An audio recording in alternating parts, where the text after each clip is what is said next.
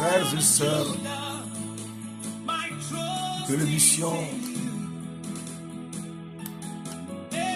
Le Royaume de Dieu. Cette émission, Le Royaume des cieux, est très important pour nous permettre de nous situer et de savoir que le royaume de Dieu est proche. Le royaume de Dieu est proche et il faudrait qu'on se tienne debout pour pouvoir y participer.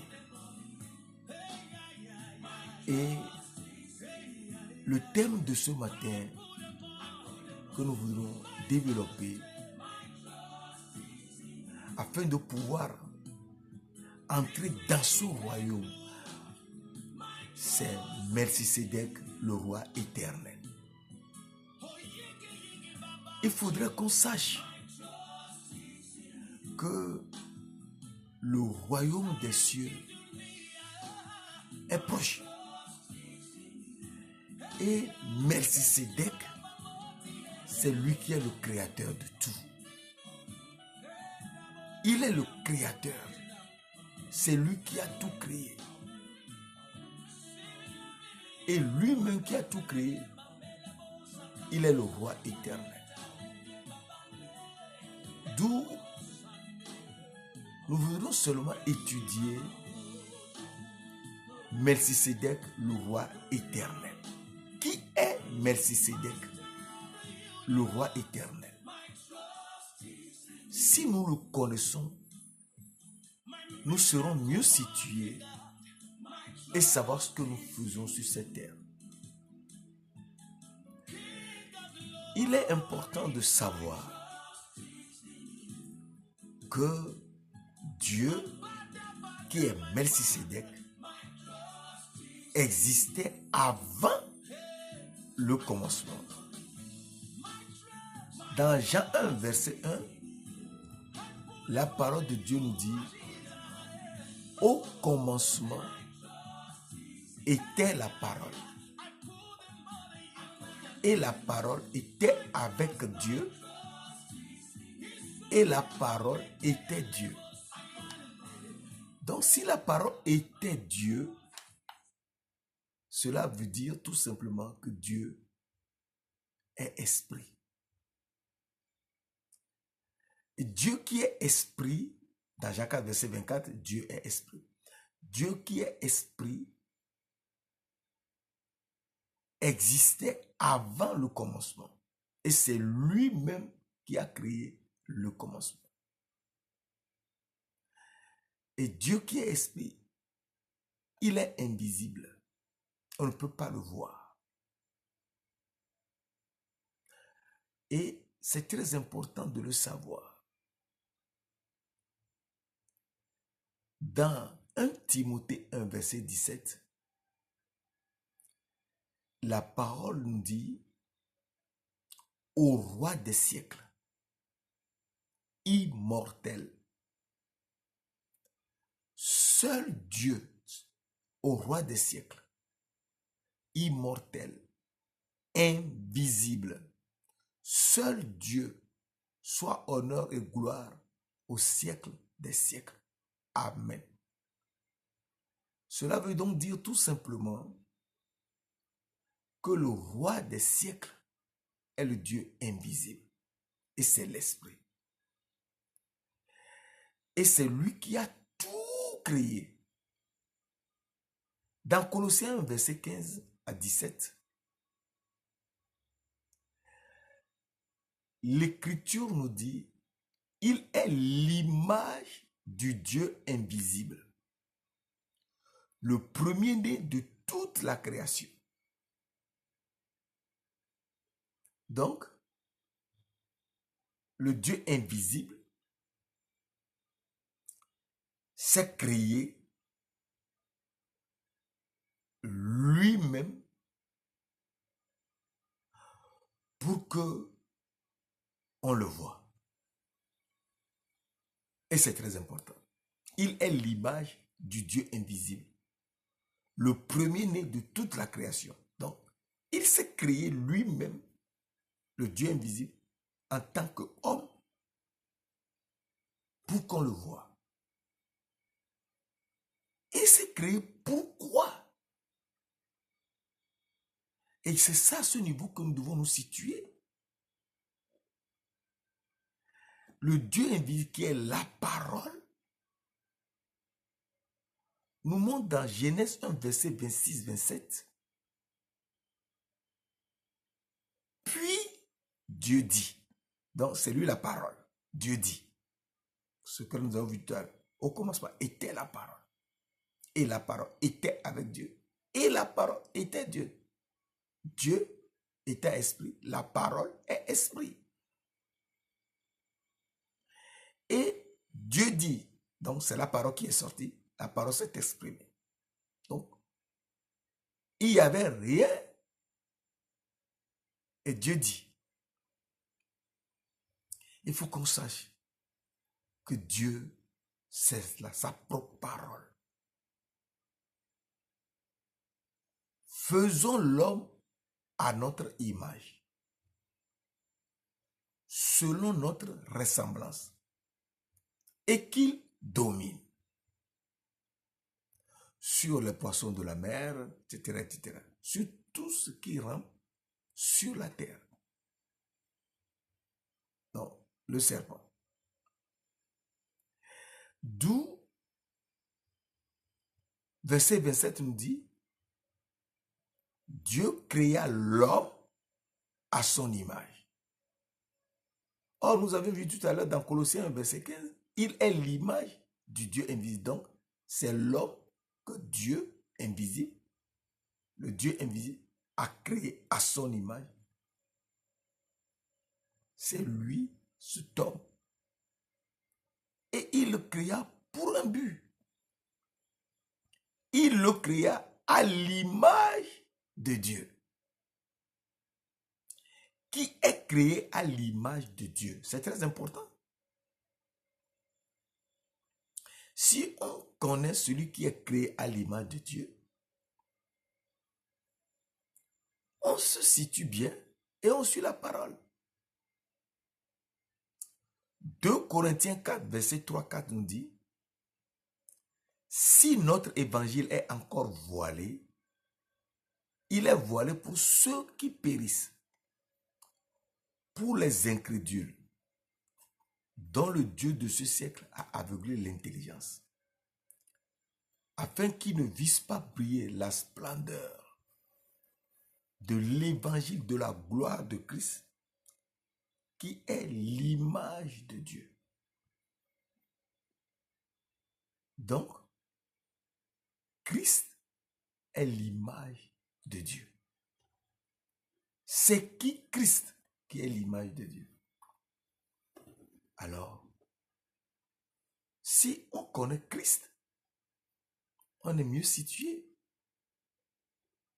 Alors la parole de Dieu nous dit, dans 1 Pierre 1, verset 19-20, mais pas le sang précieux de Christ, comme d'un agneau sans défaut et sans tache, prédestiné, verset 20, prédestiné avant la fondation du monde, et manifesté à la fin des temps à cause de vous. Donc, c'est à cause de nous que Christ s'est manifesté. Mais ce n'est pas le sang précieux de Christ.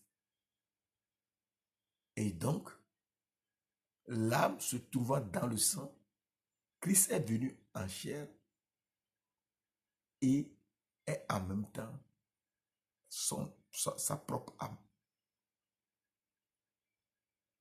Et c'est très important de le savoir. Christ est venu en chair. Pourquoi viendra-t-il en chair? Il est venu en chair pour sa femme. Alors nous reprenons. Genèse 1, verset 27. Dieu créa l'homme à son image. il le créa à l'image de Dieu, c'est Christ. Il créa l'homme et la femme. Donc c'est pour la femme que Dieu a créé l'homme. Et Dieu qui a créé l'homme a créé les cieux et la terre. Genèse 1, verset 1. Au commencement, Dieu créa les cieux et la terre. Et je t'avais dit qu'il faudrait être quelque part pour créer. Où était-il pour créer? Il était dans les cieux des cieux, dans le lieu invisible que nous ne connaissons pas. Il est le Dieu invisible et il créa les cieux et la terre. Et tout a été créé en lui. Colossiens verset 16 à 17. Car en lui, en l'homme que Dieu a créé, qui est Christ, en l'homme, car en lui ont été créées toutes choses. Donc toutes choses ont été créées en lui, en l'homme que Dieu, l'Esprit invisible, a créé à son image. Car en lui ont été créées toutes les choses qui sont dans les cieux et sur la terre, les visibles et les invisibles. Trône, dignité, domination, autorité. Tout a été créé par lui et pour lui. Et donc, les cieux, la terre, les choses visibles et invisibles sont en lui. En lui. Donc, il n'y a rien au-delà de Dieu, au-delà de l'homme,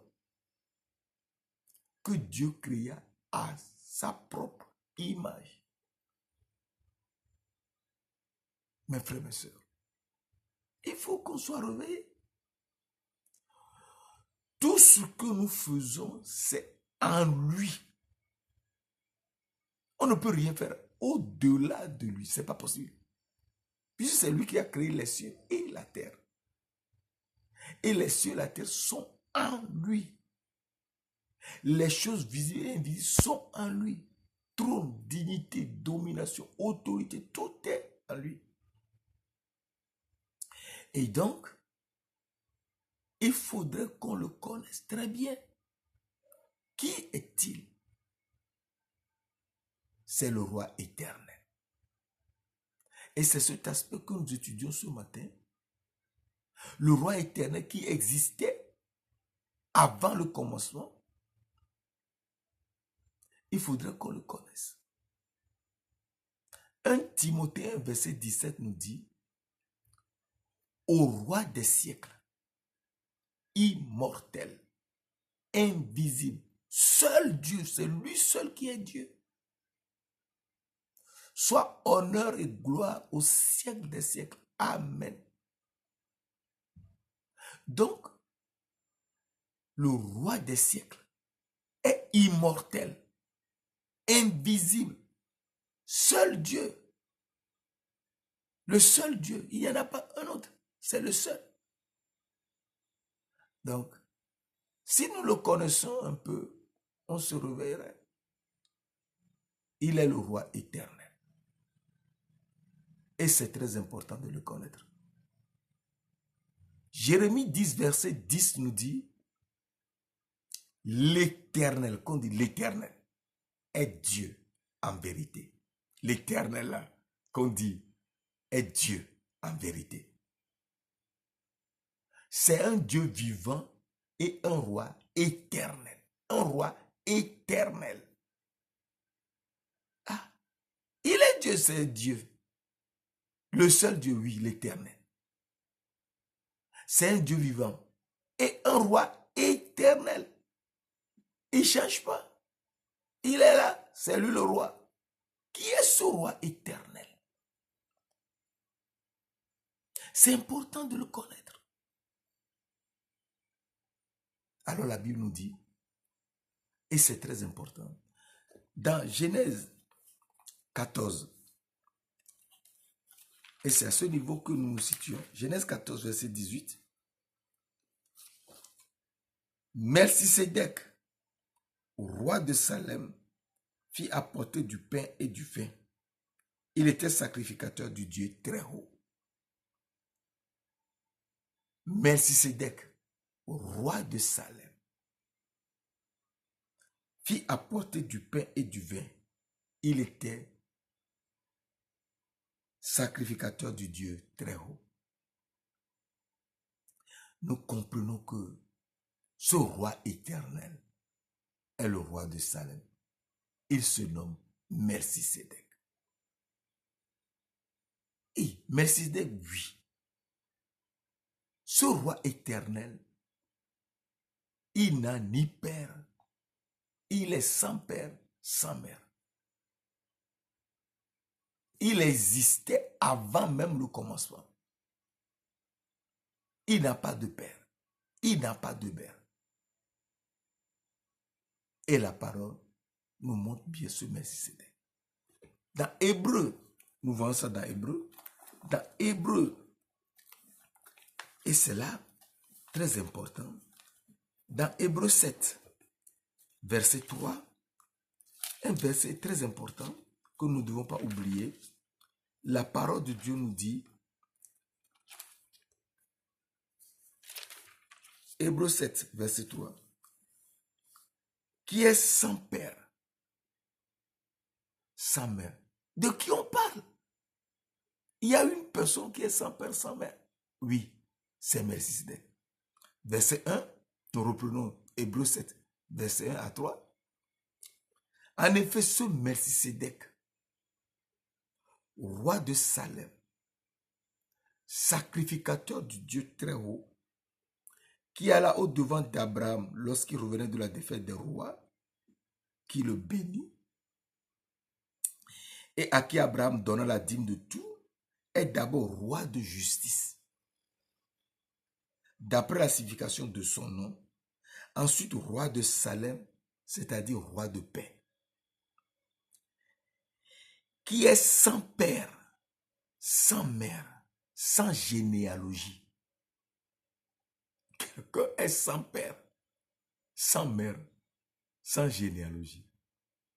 Il n'a ni commencement de jour, ni fin de vie.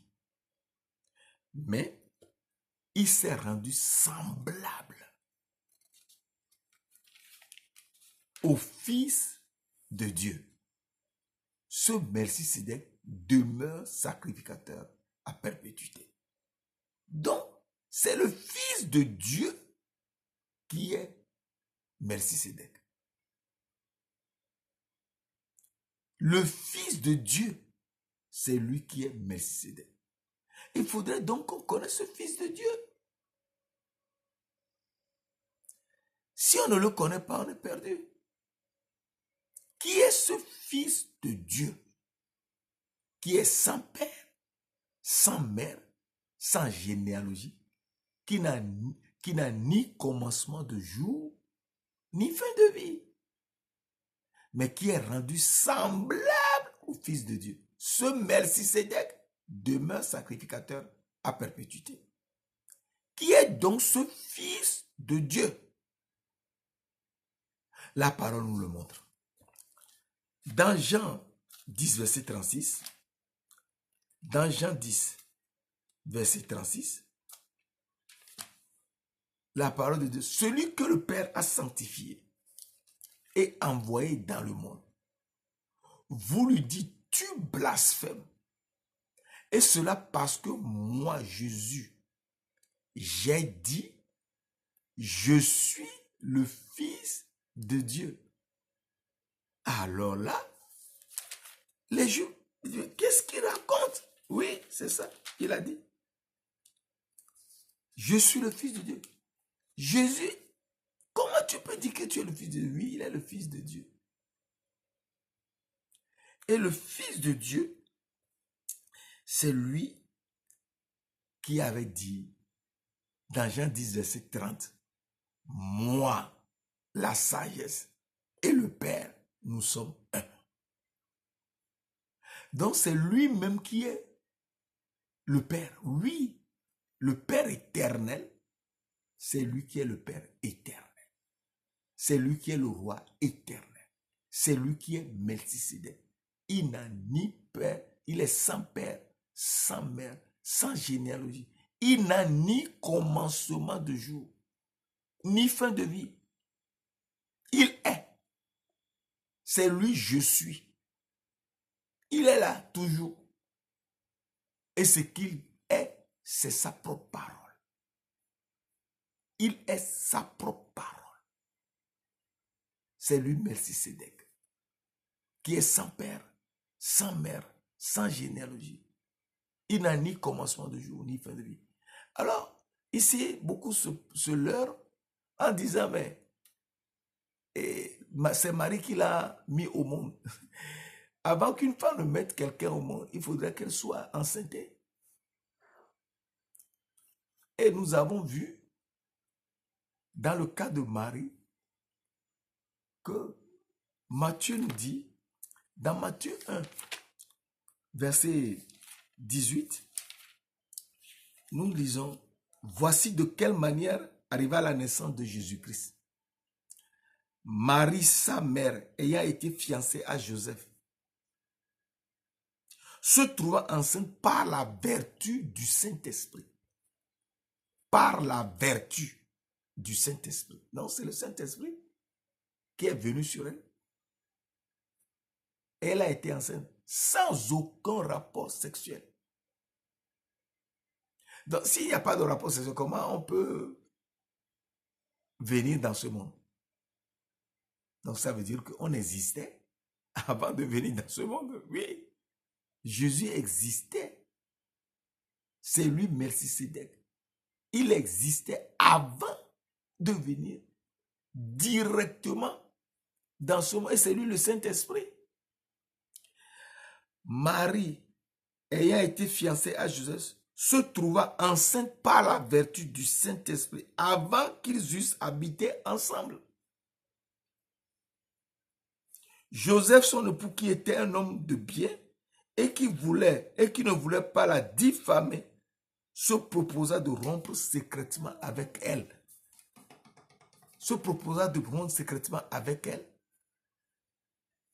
Comme il pensait, voici un ange du Seigneur lui apparut en songe et dit, Joseph, fils de David, ne crains pas de prendre avec toi Marie ta femme, car l'enfant qu'elle a conçu vient du Saint-Esprit. Car l'enfant qu'elle a conçu vient du Saint-Esprit. Verset 21, Matthieu 1, verset 21. Elle enfantera un fils et tu lui donneras le nom de Jésus. C'est lui qui sauvera son peuple de ses péchés. Donc, cet enfant est venu par la vertu du Saint-Esprit. Et les gens ont tout fait pour tuer cet enfant qui est le Créateur même. Et donc, nous voyons très bien que Jésus, c'est lui l'Esprit, c'est lui la parole qui a été faite chair et qui est venu dans ce monde sans aucun rapport sexuel. C'est lui Dieu, Melchisédek, le roi éternel. Nous verrons à la prochaine fois comment il est venu et ce qu'il veut faire pour nous sauver. Et c'est très important de le savoir. Alléluia.